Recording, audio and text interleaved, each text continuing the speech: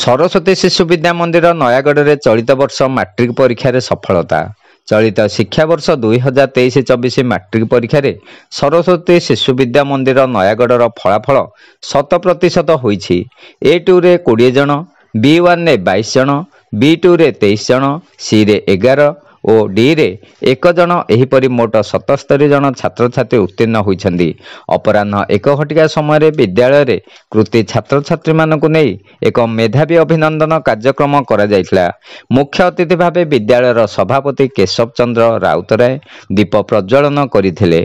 प्रधानाचार्य अंबिका प्रसाद पट्टनायक अतिथि परिचय और कृति छात्र छात्री नाम घोषणा करथिले। एहा परे छात्र छात्री मानकु पुष्पगुच्छ प्रदान पूर्वक मिठा खुआई संबर्धना दिया जायतिला। विद्यालयर छात्री इप्सिता सेनापति सर्वाधिक 533 नंबर रखी विद्यालय ପାଇଁ गर्व आनी देइछन्ति।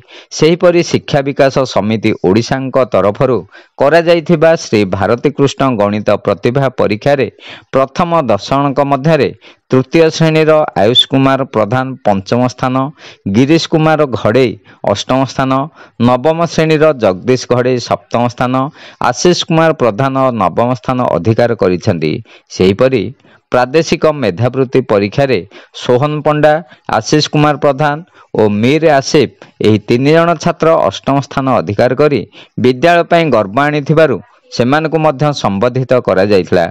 शेषरे विद्यालयर जुग्म संपादक गणेश्वर परिड़ा धन्यवाद अर्पण करथिले।